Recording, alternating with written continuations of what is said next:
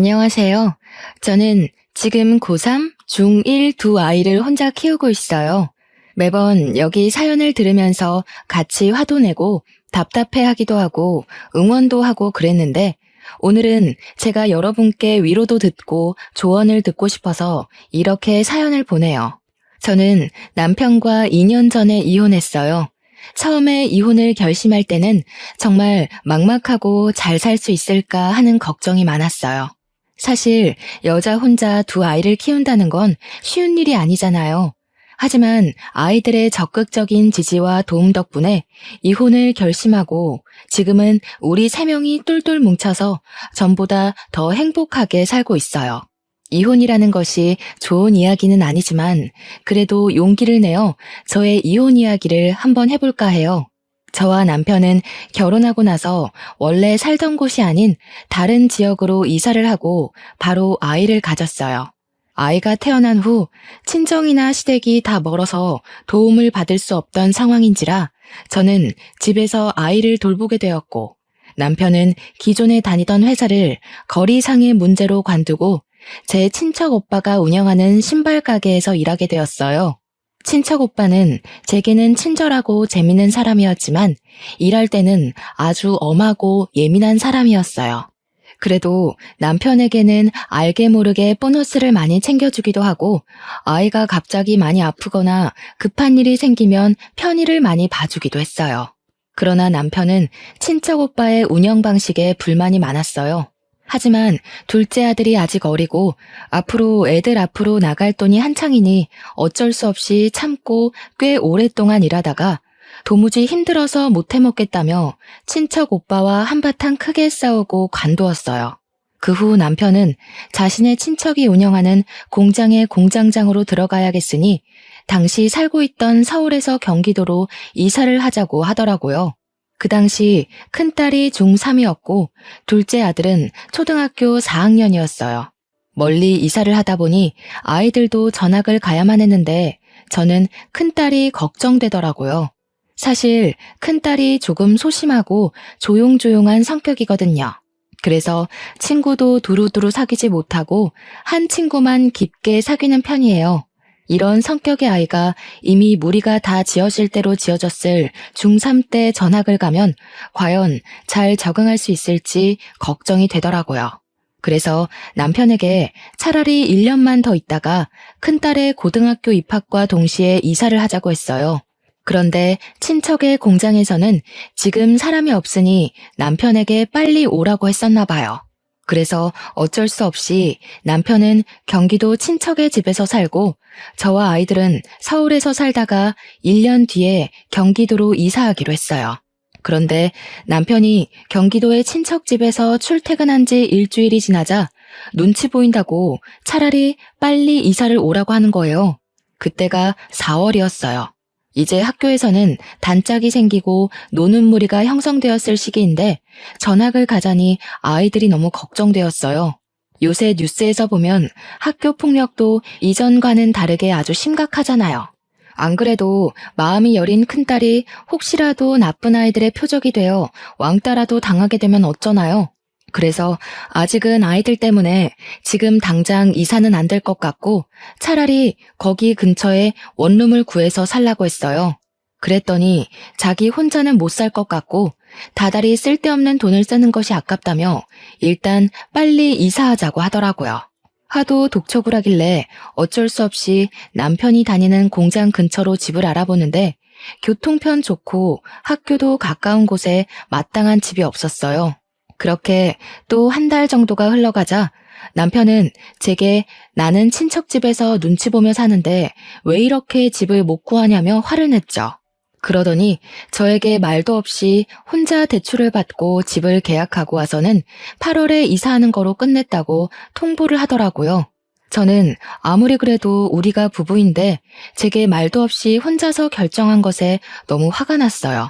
일단 집을 구했다고는 하니 어떤지 확인을 해보려고 갔는데 신축 빌라라 깔끔은 하지만 앞뒤로 다 빌라 짓는다고 공사 중이고 학교도 엄청 멀었어요.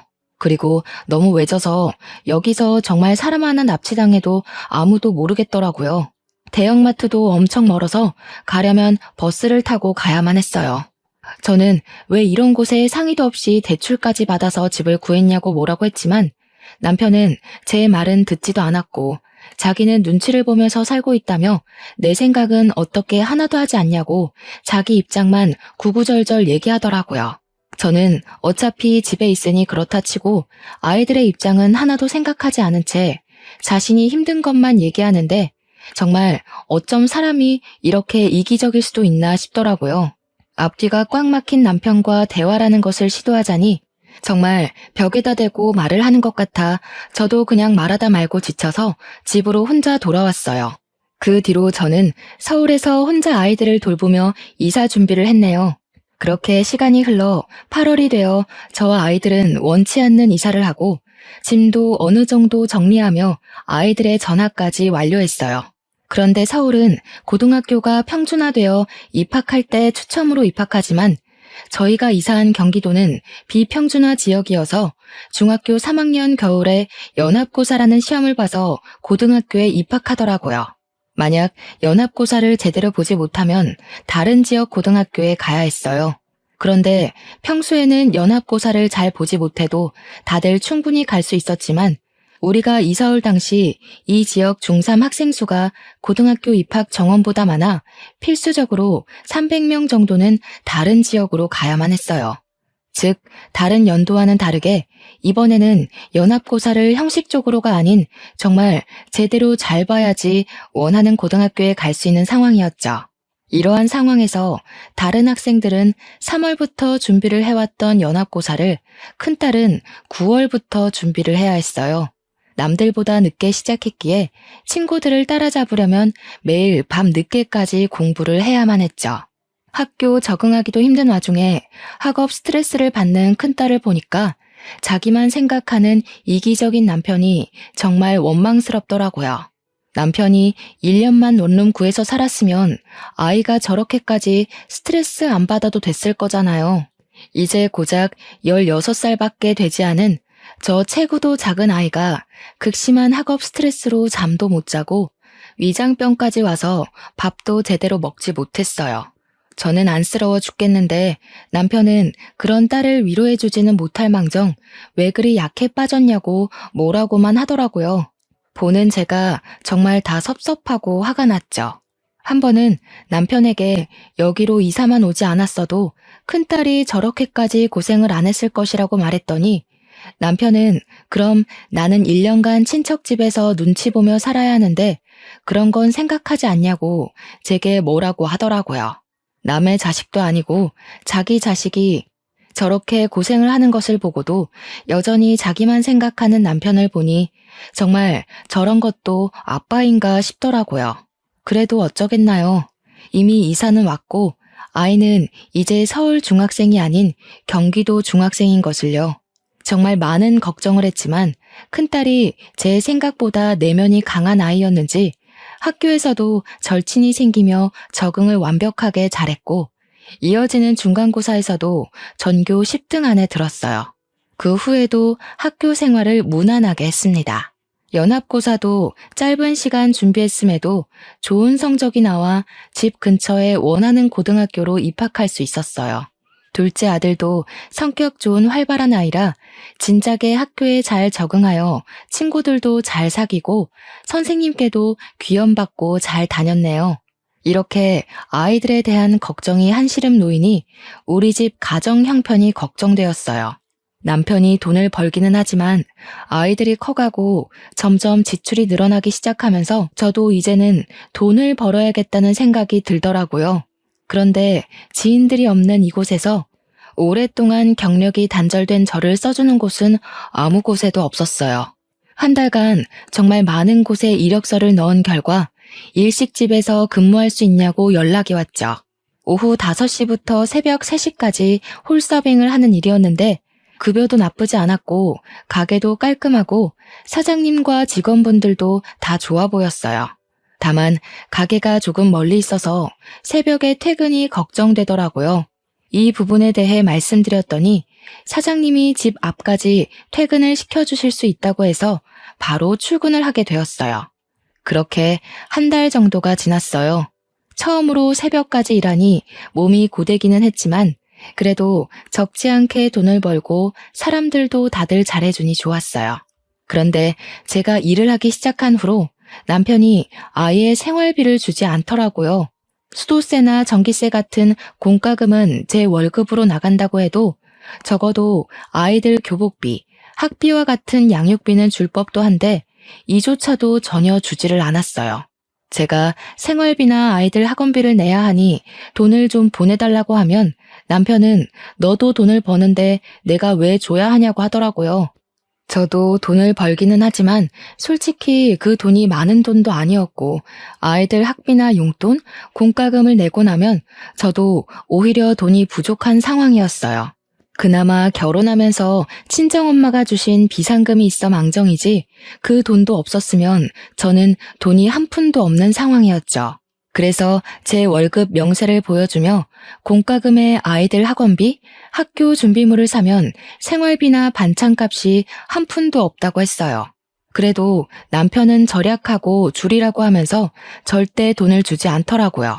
제가 뭐 그 돈으로 사치하겠다는 것도 아니고 커가는 아이들 먹이고 입히는 것에 쓰겠다는데 그조차도 용납하지 못하고 돈을 하나도 주지 않는 것이 정말 더럽고 치사하더라고요. 남편이 이런 식으로 나오니 저는 새벽까지 하는 일이 힘들어도 일을 관둘 수가 없었어요. 그러던 어느 날이었어요. 큰딸이 야간 자율학습을 마치고 밤 10시에 집에 오는데 집 근처에서 동네 깡패들을 만났다고 했어요. 다행히 큰딸이 잽싸게 뛰어와서 큰일은 없었지만 딸아이가 그런 일을 겪었다는 것이 너무 속상하더라고요. 제가 그 시간에 집에 있으면 당연히 학교 앞으로 나가겠지만 저는 그 시간에 가게에 있어야 하는 상황인지라 남편에게 어제의 일을 이야기하며 밤 10시에 아이를 데리고 오라고 부탁했어요. 남편은 고1이면 다 컸는데 무슨 데리러 가냐며 오히려 저한테 과잉보호한다며 뭐라고 하더라고요. 저는 그런 남편이 도무지 이해가 되지 않았어요. 제가 뭐 매일 데리러 가라는 것도 아니고 집이 외지고 근처에 사는 친구가 하나도 없는 상황에서 딸이 깡패를 만났다는데 부모라면 당연히 아이를 지켜야 하는 것 아닌가요? 저는 남편에게 제가 일을 하고 있어서 나가지 못하니 꼭 그날은 아이를 데리고 오라고 신신당부를 했죠. 남편은 시큰둥하게 알았다고 대답하더라고요. 다음날 큰딸에게 물어보니 역시나 남편은 아이를 데리러 나가지 않았고 집에서 TV를 보고 있었다고 하더라고요. 차라리 잠이 들었으면 그러려니 하겠지만 TV를 보고 있었다면 충분히 나갈 수도 있는 상황이었는데 자신이 귀찮아서 나가지 않았다는 것이잖아요. 아이가 깡패들한테 맞을 수도 있는 상황에서도 철저히 자기 자신만 생각하는 남편의 모습이 너무 실망스럽고 화가 나더라고요. 이렇게 자기 자신만 생각하며 살 거면 그냥 차라리 혼자 살고 아이도 낳지를 말지 결혼은 왜 해서 이렇게 저와 아이들을 괴롭게 만드나 하는 생각이 들었어요. 그로부터 며칠 뒤 아들의 생일이었어요. 저는 새벽에 퇴근하자마자 미역국을 끓이고 아침에 일어난 아들에게 축하한다고 이야기해 주었는데 남편은 축하한다는 말 한마디 없이 그냥 밥만 먹고 있더라고요. 아들이 남편에게 나 생일인데 선물이나 용돈 없냐고 물으니 남편은 정색하며 무슨 용돈이냐고 밥이나 먹으라고 하더라고요. 아들은 그런 남편의 모습을 보고 크게 실망한 표정을 지었어요. 잠시 뒤 아들은 펑펑 울면서 다른 아빠들은 아들이 생일이라고 하면 생일 선물도 사주고 그 주 주말에는 같이 놀러 가기도 하는데 우리 아빠는 놀러 가기는커녕 용돈도 안 준다고 나를 아들로 생각이나 하냐 하더라고요. 그런 아들의 울음에도 남편은 기어이 생일 축하한다는 말 한마디 없이 그냥 출근했어요. 저는 솔직히 그날은 남편이 케이크라도 들고 퇴근을 할 줄 알았지만 남편은 빈손으로 퇴근을 했더라고요. 그 뒤로 아들과 남편의 사이는 급속도로 멀어졌네요. 남편이 아이들에게 하는 모습을 보면 정말 당장이라도 이혼을 해버리고 싶었어요. 하지만 아이들이 엄마랑만 사는 것보다는 아빠와 함께 사는 것이 더 좋다고 생각되어 남편의 이기적인 행동을 보면서도 바보같이 참고만 살았어요. 그러다가 연말이 되었어요. 연말에는 회식도 많아서 가게에도 손님들이 정말 많았고 장사를 마치고 정리를 하면 늘 새벽 5시였어요. 그래도 사장님이 가게에서 우리 집에 먼데도 여전히 매번 퇴근할 때 집 앞까지 태워다 주셔서 항상 편하게 퇴근을 할 수 있었죠. 어느 12월의 금요일 밤이었어요. 그날은 송년회나 회식으로 유달리 손님이 많아 정말 힘들었고 장사를 끝내니 새벽 5시였어요. 정말 피곤한 몸을 이끌고 사장님 차를 타고 퇴근을 했는데 남편이 그 시간에 안 자고 거실에 앉아 있더라고요. 왜 안 자고 있냐고 물었더니 남편이 저를 아주 매섭게 노려보며 화를 냈어요. 너 이 시간까지 그놈이랑 같이 있었지? 애들도 있는데 잘하는 짓이다. 무슨 소리야? 나 지금까지 가게에서 일하다 왔어. 거짓말하지 마. 내가 방금 너 그놈 차에서 내리는 거 다 봤어. 그리고 원래 3시에 끝나잖아. 지금 6시야. 지금까지 그놈이랑 같이 있었잖아. 아니야? 요새 연말이라 손님들 많아서 늦게 끝난다고 얘기했잖아. 그리고 그분은 사장님이야. 새벽에 택시비도 비싸고 잘 잡히지도 않으니까 집 앞까지 태워다 주는 거라고. 그럼 왜 너만 그 차에서 내려? 다른 직원들은 어디에 가고? 그리고 내가 오늘만 본 줄 알아? 어제도 지난주에도 그 차에서 내리는 거 내 두 눈으로 똑똑히 봤어. 이게 불륜이지 뭐야? 사장이랑 바람 피우는 불륜녀. 일하고 오느라 피곤한 나에게 남편은 사장님과 바람 피우는 불륜녀라며 말도 안 되는 의심을 하고 소리를 지르며 화를 냈어요. 하지만 저는 정말 맹세코 사장님한테 다른 마음 품은 적이 단 한 번도 없었고 무엇보다 가게에 사모님이 함께 계셨어요. 제가 만약에 사장님과 불륜을 저질렀다면 이미 그 가게에서 잘렸겠죠. 그리고 사장님이 저만 태워다 주는 게 아니라 전 직원 다 태워주는데 우리 집이 가게에서 제일 멀어서 제가 제일 늦게 내리는 것뿐이거든요. 그런데 남편은 제가 사장님 차에서 단둘이 있다가 내렸다는 사실 하나만 가지고 불륜을 의심하고 있었어요. 남편이 그 조용한 새벽에 고래고래 소리를 지르는 통에 아이들이 자다가 놀라서 나와 남편을 말렸어요. 아이들이 울면서 그만하라고 소리를 지르니 남편이 그냥 집 밖으로 나가버리더라고요. 저는 놀란 아이들을 진정시키고 잠깐 자려고 안방에 누웠는데 너무 억울하고 분통해서 피곤한데 잠도 안 왔어요. 잠시 후 아이들은 친구들 만나러 나가고 저 혼자 그냥 멍하니 누워있는데 남편이 들어왔어요. 진짜 솔직하게 말해봐. 정말 그놈이랑 만나는 거 아니야? 당연히 아니라고. 요새 연말이라서 손님들 많아서 늦게 끝나는 거라니까. 게다가 가게 사모님도 같이 일하고 계시는데 만나고 뭐하고 할 게 뭐가 있어. 그럼 차라리 일 관둬. 그 일 관두고 다른 일해. 가게는 많잖아. 안 그래? 내가 왜? 나 이제 여기서 일 적응해서 잘 다니고 있는데 왜? 그리고 솔직히 다른 곳보다 여기가 훨씬 돈도 많이 줘. 애들 학비며 용돈, 생활비에 공과금까지 다 내 돈으로 하는 마당에 내가 왜 이 좋은 일자리 두고 다른 곳에 가야 하는데? 네가 돈도 안 주면서 어떻게 먹고 살아? 애들이랑 다들 쫄쫄 굶고 살아? 그건 그냥 아껴서 하면 되잖아. 사람이 자기 분수에 맞게 살아야지. 어떻게 맨날 고기만 먹어? 뭐? 내가 언제 뭐 비싼 고기를 먹지? 그리고 나만 먹어? 우리는 밥에 김치만 먹어도 커가는 애들은 고기도 먹고 해야 하잖아. 한 근에 얼마 안 되는 삼겹살 좀 애들 먹이고 싶은데 생활비에 공과금 내 월급으로 내고 나니 돈이 없더라 돈이. 말이 나와서 말인데 도대체 네 월급은 다 어디에다가 쓰니? 너야말로 새살림 차려서 여자한테 돈 다 갖다 바치는 거 아니야? 너 말이면 다인 줄 알아? 너야말로 그놈이랑 불륜 저지르고 거기 계속 그렇게 다니는 거 아니야? 네 남편이 그렇게 싫다는데 굳이 거기에 가야겠어? 이렇게 가게가 많은데. 저는 혼자 오해하고 진실을 알려고 하지도 않으며 귀를 닫아버린 남편과 이야기를 하자니 속이 터져서 돌아버리겠더라고요. 말해봤자 제 입만 아프고 시간만 낭비되니 그냥 나 잘 테니까 나가라고 했어요. 그런데도 남편은 계속 그곳을 관두지 않으면 이혼하겠다는 말까지 하더라고요. 솔직히 지금도 제 돈으로 다 먹고 사니 이혼을 해도 경제적으로 큰 문제는 없었어요. 아이들도 이제 혼자서 학교 다녀오고 저 없이도 알아서 밥도 잘 차려 먹고 생활할 수 있기도 했고요. 그런데 갑자기 이혼하면 아이들이 받을 정신적인 상처가 걱정되었어요. 특히 감정이 예민한 큰딸은 더 큰 상처를 받을 것 같았어요. 그래서 일단은 아이들이 성인이 될 때까지는 남편이 저래도 참고 그냥 한 귀로 듣고 한 귀로 흘리며 기다려야겠다고 생각했어요. 남편은 그 뒤로도 계속 저를 의심했죠.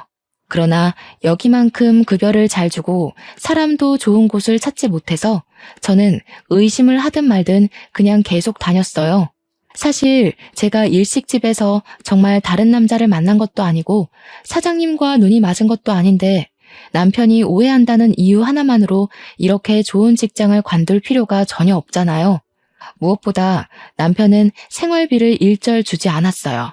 제가 만약에 남편의 말대로 여기보다 급여는 훨씬 적은 곳으로 간다고 해서 생활비를 줄 것 같지도 않았거든요. 어떤 핑계를 대서라도 생활비 한 푼 안 줄 사람이란 것을 알기에 더더욱 관둘 수가 없었어요. 그렇게 매일 싸움으로 지쳐가던 어느 날이었어요. 하루는 일하는데 새벽 2시에 큰딸에게 전화가 왔어요. 아빠가 이 시간에 집에 없다는 거예요. 일단 알겠다고 하고 남편에게 전화했어요. 그런데 받지를 않더라고요. 전화를 끊고 다시 일하려는데 사장님이 저를 부르더니 살 것이 있다고 잠깐 편의점 좀 다녀오라고 하셨어요. 저는 가게에서 나와 편의점으로 향했어요. 편의점을 가려면 큰 신호를 건너 아파트 단지 앞까지 가야 했죠. 아파트 단지 앞으로 걸어가는데 저 멀리 남편과 웬 여자가 팔짱을 끼고 걷더라고요. 저는 남편을 부르려다가 뭔가 이상해서 이게 무슨 상황인지 지켜보기로 했어요. 그 둘은 팔짱을 끼고 아파트 안에까지 들어갔어요. 저는 계속 쫓아가서 몇 동으로 들어가고 몇 층으로 올라가는 집까지 알아냈어요. 그리고 저도 바로 따라 올라갔죠. 엘리베이터를 타고 해당 층에서 내리니 그 층에 2개의 집이 있더라고요. 오른쪽의 집은 아예 불이 꺼져 있었고 왼쪽 집은 불이 켜져 있었어요. 현관에 귀를 살짝 대보니 남편과 여자의 대화 소리가 들리더라고요. 저는 이 집에 남편이 있다고 확신하고 벨을 눌렀죠. 여자가 먼저 누구냐고 묻길래 일부러 말을 안 하고 가만히 있었어요. 제가 조용히 있다가 다시 벨을 누르니 남편이 누군데 이 시간에 벨을 누르냐고 화를 내며 현관문을 열었어요. 그런데 제가 그 앞에 서 있는 모습을 보고 깜짝 놀라더라고요. 네가 왜 여기 있어? 이 집은 어떻게 알고 온 거야? 너야말로 집에 있어야 할 이 시간에 이 집에 저 여자랑 왜 있니? 희진이가 전화 왔더라. 새벽에 잠깐 깼는데 네가 없다고. 아, 이렇게 2집 살림해서 우리 아이들 키울 돈이 없었니? 그래? 그래놓고 나한테 불륜을 저지르느니 마느니 방귀 낀 놈이 성낸다더니 딱 그 꼴이네. 여보, 누구야? 누구길래 이렇게 화를 내? 아이 이야기는 또 뭐고? 여보? 지금 상황 보면 모르시겠어요? 이 사람 원래 저랑 결혼해서 애가 2이나 있는 유부남이에요. 뭐 어차피 저는 이 사람 성격에 질려서 이혼하려던 참이었으니까 그쪽이 이 남자를 가지든 말든 알아서 하세요. 서영아, 아니야. 이 사람 옛날에 한번 만났는데 정신이 좀 오락가락해.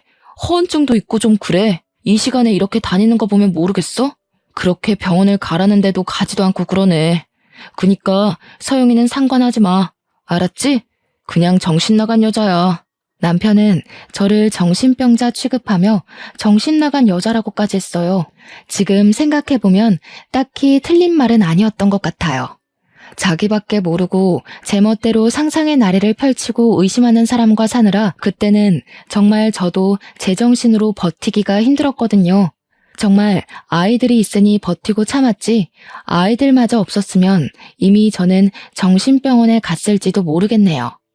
아무튼 그런 남편의 말을 상간녀는 그 말을 또 곧이곧대로 듣고 저에게 나가라고 하더라고요. 저는 더 화내고 따져묻고 싶었지만 상간녀와 남편이 나를 밀어내고 문을 닫아버리는 통에 나올 수밖에 없었어요. 아파트 밖으로 나와 다시 정신을 가다듬고 편의점 갔다가 가게에 들어가는데 이 상황이 화가 나는 것이 아니라 오히려 마음이 싹 정리되면서 편안해지더라고요. 그날 홀가분한 마음으로 퇴근하고 집에 오니 새벽 4시였고 남편은 당연히 집에 없었어요. 그때까지 걱정으로 잠을 자지 못하는 큰딸에게 아빠와 연락이 되었는데 잠깐 회사에 일이 생겨서 급하게 나갔다고 했어요. 아무리 못된 남편이라도 아이들에게는 자신을 낳아준 아빠인데 그런 아빠가 다른 여자와 살림을 차렸다는 이야기는 차마 못하겠더라고요. 그리고 큰딸에게 혹시라도 아빠랑 엄마가 이혼하면 어떨 것 같냐고 물어봤어요. 큰딸은 그래도 자기는 엄마 편이라고 하며 이혼하면 오히려 좋다고 하더라고요.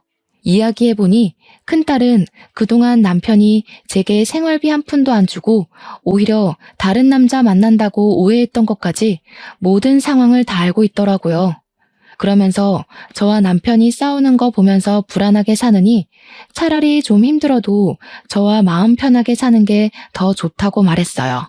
그래도 이제 고3인데 부모의 이혼이 신경 쓰이지 않겠냐고 물으니 고3이라서 더 이혼하는 게 좋을 것 같다며 맨날 싸우는 소리 들으면서 불안한 것보다 차라리 이혼하는 편이 덜 신경 쓰일 것 같다고 말했어요.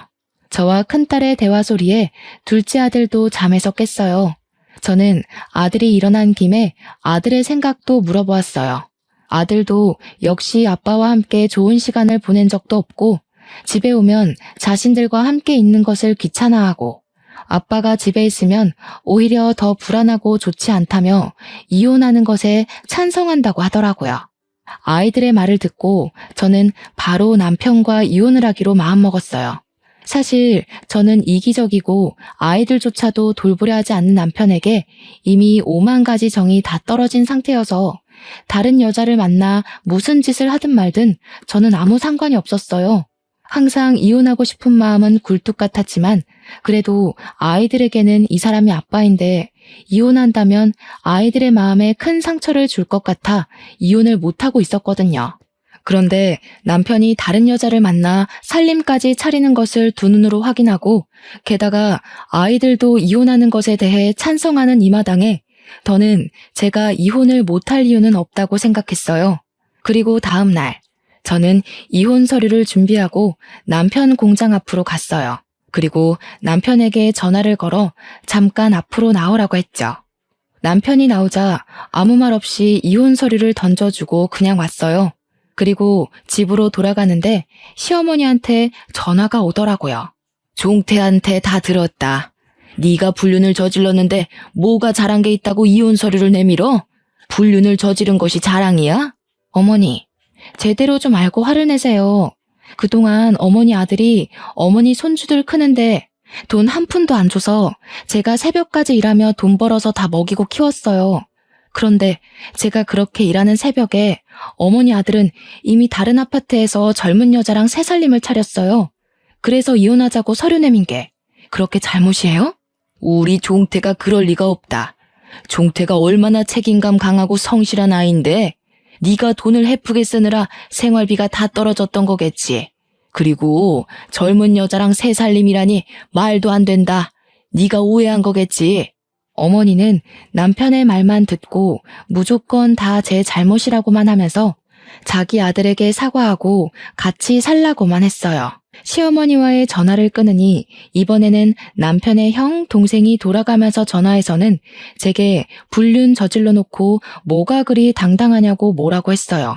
게다가 남편 회사의 사장님인 친척형까지 저한테 전화해서 남편이 돈 벌어다 주면 알뜰살뜰하게 집에서 살림이나 잘할 것이지 돈도 헤프게 쓰고 다른 남자까지 만나냐며 뭐라고 하더라고요. 누가 한 가족 아니랄까봐 남의 말은 하나도 듣지 않고 혼자 오해하고 의심하는 게 다들 똑같더라고요. 저는 너무 화가 나서 견딜 수가 없었어요. 이 사람들에게 남편의 잘못을 확실히 알려주기로 했어요. 남편이 잘못해서 이혼하는 마당에 꼭 내가 잘못해서 이혼한 것처럼 있기는 억울하잖아요. 일단 가게에는 죄송하지만 급하게 집안일이 생겨 일주일만 쉬겠다고 양해를 구했어요. 그리고 남편이 퇴근할 시간에 맞춰 상간녀가 사는 아파트 앞으로 갔죠. 얼마 지나지 않아 남편이 나타났어요. 제가 이혼하자고 하니 이제는 아주 당당히 제 집 가듯이 들어가더라고요. 저는 기회를 놓치지 않고 아파트에 들어가는 사진을 찍었어요. 또 사진 찍을 것이 있을까 싶어 기다리는데 마침 둘이 팔짱 끼고 다정하게 나오더라고요. 몰래 쫓아가니 세상 다정한 부부처럼 장을 보고 있더라고요. 우리 집에서는 한 번도 사지 않았던 비싼 소고기도 장바구니에 넣더니 남편이 자신의 카드로 계산을 하더라고요. 저랑 장을 볼 때는 달걀 한 판도 아깝다며 한 판 다 못 먹으니 10구짜리만 사라던 사람이었거든요. 마트에서도 둘이 딱 달라붙어서 시식 코너에서는 서로 먹여주기도 하며 장을 보는데 볼수록 가관이더라고요. 저는 이 모든 모습을 사진을 찍어 남편의 가족과 친척들에게 보냈어요. 그리고 다들 제가 불륜을 저질렀다고 하시는데 실제로는 이렇게 남편이 다른 여자와 불륜을 저지르는 상태이고 저는 지금 생활비 한 푼도 못 받는 상황인데 이런 상황에서 제가 이혼 서류를 내민 것이 그렇게 욕을 먹을 만큼 잘못한 것이냐고 문자를 보냈어요. 그렇게 문자를 보내고 집에 들어와 쉬고 있는데 남편에게 전화가 왔어요. 너 제정신이야? 아무리 그래도 그렇지 어떻게 내가 서영이랑 만나고 있는 사진을 그렇게 다 보내? 네가 보낸 사진과 문자 보고 우리 엄마 충격으로 쓰러지셨어. 어떡할 거야? 네가 나보고 정신 나간 여자라며. 정신 나간 여자가 무슨 짓인들 못할까? 그리고 너네 가족한테 내가 불륜 저질렀다고 얘기했더라? 내가 진짜 불륜이라도 저질렀으면 이렇게 억울하지라도 않지. 네가 잘못했는데 왜 내가 욕을 먹니? 어머니 일은 안타깝지만 어머니 쓰러지신 게 네 잘못이지 내 잘못은 아니잖아. 안 그래? 사실 시아버지가 지금은 돌아가셨지만 젊은 시절 그렇게 바람을 피우고 다니셨다고 해요. 정말 여자 문제, 돈 문제로 시어머니가 마음고생을 말도 못하게 하셨죠. 그런데 아버지를 절대 닮지 않겠다고 다짐했던 아들이 자기 남편과 똑같은 짓을 하고 이혼당하게 생겼으니 그 충격에 쓰러지신 거죠. 어머니께서 쓰러지신 것은 너무 안타까운 일이지만 이 와중에도 남편은 자신의 잘못은 생각하지도 않고 무조건 다 제 탓으로 돌리더라고요. 그 모습을 보니 정말 이 사람은 상종해서는 안 될 사람이라는 생각이 들었고 이런 사람을 믿고 결혼 생활을 한 저의 지나간 시간이 너무 아깝게 느껴졌어요. 지금 생각해보면 남편과 결혼할 당시 저의 눈이 단단히 삐었던 것 같아요. 그리고 다음날 시어머니가 눈을 뜨지 못하고 돌아가셨다는 소식을 들었어요. 저는 남편의 얼굴이 보기 싫어 장례식장에도 가기 싫었지만 그래도 평소에는 시어머니가 잘해주시기도 했고 마지막 길을 가시는데 찾아가지 않는 것도 예의는 아닌 것 같아 어쩔 수 없이 장례식장으로 향했어요. 그래서 장례식장 안으로 들어섰더니 어디선가 싸우는 소리가 들리더라고요. 그런데 목소리가 뭔가 익숙해서 싸우는 소리를 따라가 보니까 남편이 자신의 가족, 친척들과 어머니의 영정사진 앞에서 크게 다투고 있었어요. 가만히 들어보니 제가 어제 보낸 사진과 문자에 관한 내용을 가지고 다투고 있더라고요. 남편의 가족들과 친척들은 문자의 내용을 남편에게 보여주며 아버지가 어머니를 얼마나 힘들게 했는데 그 모습을 보고 자란 네가 어떻게 그럴 수 있냐고 다들 남편에게 한 소리를 하고 있었어요. 그 사이에서 남편은 아니라고 다들 오해하고 있다고 해명을 하고 있었죠. 그러다가 제가 장례식장 안으로 들어서니 남편이 저를 보고 화를 버럭 내며 오더라고요. 네가 여기에 왜 와? 다른 사람들한테는 다 보내도 우리 엄마한테는 보내지 말았어야지. 네가 우리 엄마를 죽인 거야. 네가. 불륜이나 저지른 주제에 잘도 돌아다닌다. 그놈의 불륜. 막말로 내가 사장님이랑 불륜을 저질렀던 증거라도 있어? 내가 사장님 집에 단둘이 들어갔다거나 손이라도 잡았거나 팔짱이라도 낀 증거라도 있냐고. 자기는 서영이라는 년이랑 팔짱도 끼고 살림도 차리고 할 것 다 했으면서 너야말로 불륜을 저질러 놓고 뭘 잘했다고 행패야? 저는 어지간하면 싸우지 않으려고 했지만 아직도 자신의 잘못을 인정하지 못하고 뻔뻔하게 구는 남편의 모습에 화가 나 결국 어머니의 영정사진 앞에서 크게 화를 냈어요. 저와 남편의 말다툼이 점점 심해지자 모든 친척이 와서 말렸어요. 저도 어머니께서 돌아가신 마당에 이렇게 싸우는 것은 아닌 것 같아서 그만하고 어머니께 인사만 드리고 바로 돌아왔네요. 그리고 장례가 마친 후 우리는 바로 이혼을 진행했어요. 이혼하기까지 남편의 잘못이 매우 컸기에 저는 위자료를 받고 비교적 빨리 이혼을 할 수 있었어요. 집은 남편 명의였으니 저와 아이들은 살던 집에서 나와 학교 근처에 새로운 집을 구했어요. 집이 작아져서 아이들이 실망할까 걱정했지만 다행히도 아이들은 학교가 가까워서 좋다고 말했어요. 이렇게 저와 두 아이는 이사를 하고 나서는 한 번도 큰 소리 내지 않고 우리끼리 알콩달콩 재밌게 살았어요. 경제적으로 넉넉하지 못하고 저도 일하는 것이 힘들기는 했지만 그래도 의심하는 남편이 없이 마음 편하게 지낼 수 있으니 너무 좋더라고요. 그렇게 한 달 정도가 지났어요. 갑자기 전 남편에게 전화가 왔어요. 저는 받기 싫었지만 이 인간이 무슨 이야기를 하려고 하나 궁금해서 받아봤더니 잠깐 일이 있다고 만나자는 거예요. 저는 당연히 싫다고 하고 그냥 끊어버렸죠. 그러고 나서 집에서 쉬고 있는데 누가 문을 똑똑 두드리더라고요. 문을 열어보니 전 남편이었어요. 그때가 평일 낮이라 회사에 있을 시간일 텐데 거지꼴이 돼서 제 앞에 서 있더라고요. 제게 잠깐 집에 들어가도 되냐길래 저는 너랑 편하게 앉아서 말할 사이냐며 얼굴만 봐도 구역질나니까 그냥 여기 서서 이야기하라고 했어요. 나 배가 너무 고프고 돈도 한 푼도 없는데 들어가서 밥 한 끼만 주면 안 돼? 너 회사 다니면서 번 돈 있잖아. 그리고 밥은 서영이라는 년한테 차려달라고 할 것이지. 왜 여기 와서 달래? 걔가 전문 꽃뱀이었어. 이 말 저 말로 꼬시면서 내가 번 돈 족족 빼가고 집도 다 갖고 튀었어. 꼬락선이 참 좋다. 걔 앞에서 내가 정신 나간 여자니 상대하지 말라고 할 때는 언제고 결국에는 그 여자한테 다 빼앗겼니? 그럼 네 잘난 형이랑 동생한테나 가봐. 형이랑 동생도 어머니 장례식 후에 엄마가 그렇게 아빠 때문에 고생한 거 알면서 어떻게 아빠랑 똑같은 짓을 했냐고 나한테 영 끊자고 했어. 그 뒤로 연락도 안 되고 집에 가도 문을 안 열어줘. 회사에서도 소문 퍼져서 해고당하고 다른 회사에 가보려고 해도 이미 소문이 퍼져서 그런지 다들 오지 말래. 나 정말 오갈 데도 없는 거지 신세가 됐어.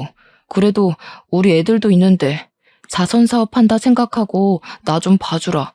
응? 내가 이렇게 무릎 꿇고 싹싹 빌게.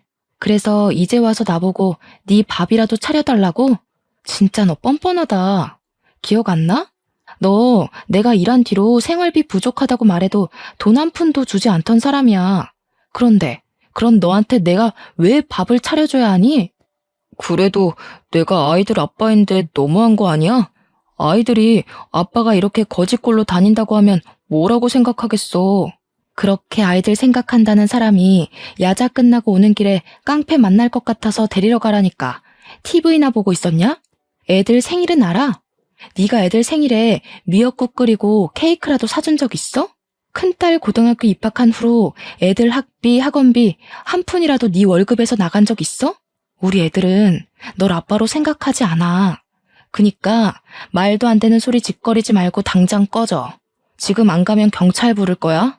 전 남편은 저의 단호한 이야기에도 나가지 않고 계속 무릎 꿇고 빌고 울길래 저는 경찰을 불러서 쫓아내버렸어요. 나가면서도 그래도 한때는 아이들 아빠인데 어떻게 이렇게 매정하냐며 뭐라고 하더라고요. 매정한 게 누군데 저에게 뭐라고 하니 참 기가 막히더라고요. 역시 전 남편은 여전히 자기만 아는 철저히 이기적인 사람이었어요. 그 후에는 아이들 학교 시간에 맞춰서 학교 앞으로 가서 아이들에게 접근해서 아빠 행세를 하려 했지만 솔직히 아이들이 한창 뛰어놀고 싶을 때 놀이동산이나 동물원은 고사하고 집 앞 공원조차도 한번 데려가지 않고 용돈도 한번 안 준 아빠가 아이들이라고 좋겠어요? 아이들도 그런 아빠를 무시하고 매몰차게 거절했다고 해요. 그런 아이들에게 그래도 아빠인데 혹시라도 아빠와 함께 시간을 보내고 싶다면 제 눈치 보지 말고 언제든지 가도 좋다고 했어요. 그랬더니 아이들은 질색하며 그런 아빠와 같이 있느니 차라리 아빠 없이 사는 게 더 낫다고 하더라고요. 그 말을 듣는데 아이들의 마음이 이해가 되기도 하면서 가엾더라고요. 아빠가 있긴 하지만 아빠의 역할을 전혀 하지 않아 차라리 없는 것이 더 낫다고 말하는 아이들의 마음이 어떨까 하는 생각에 너무 짠하고 안쓰러웠어요. 그래도 아이들에게는 아무리 나쁜 아빠여도 아빠는 아빠라고 말하며 너무 아빠를 미워만 하지 말라고 타일렀네요. 그 뒤로는 전 남편은 이제 제게 연락을 하거나 아이들 앞에 나타나지 않았어요. 저도 굳이 알고 싶지도 않고 아이들도 이제는 아빠의 존재를 잊고 살아가고 있네요. 사연을 쓰면서 생각났는데 처음에 제가 전 남편과 결혼한다고 했을 때 친정엄마가 너무 이기적이고 자기 자신만 생각한다며 그렇게 반대를 하셨거든요. 그때는 아니라고 나한테 정말 잘해준다며 엄마가 잘못 본 거라고 우겼는데 결국에는 엄마의 말씀대로 마음고생을 심하게 하고 이렇게 이혼하게 되었네요. 전 남편으로 인해 한창 힘들 때는 엄마의 말을 듣고 그대 결혼을 하지 말았어야 했다는 생각을 하기도 했어요. 하지만 한편으로는 전 남편과 결혼해서 누구보다도 야무지고 속이 꽉 찬 두 아이를 만났으니 그래도 결혼을 통해 제 인생의 가장 큰 보물을 얻었다는 생각도 드네요.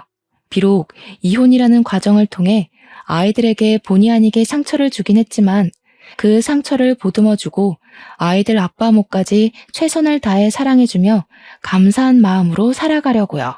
부디 저의 딸은 저와 같은 상황들을 겪지 않고 마음 잘 맞고 이야기 잘 들어주는 좋은 남편 만나 평생 행복하게 살면 좋겠네요. 마지막으로 한창 부모의 사랑이 필요할 시기에 사랑은커녕 부모가 싸우는 것만 보았지만 그래도 사고 한번 치지 않고 잘 자라고 있는 우리 아이들에게 진심으로 고맙고 사랑한다는 말을 전하고 싶네요. 이제 나이가 들어 새벽까지 일하기가 쉽지는 않지만 그래도 힘을 내보렵니다. 저는 두 아이의 엄마니까요. 지금까지 저의 사연을 들어주셔서 감사합니다.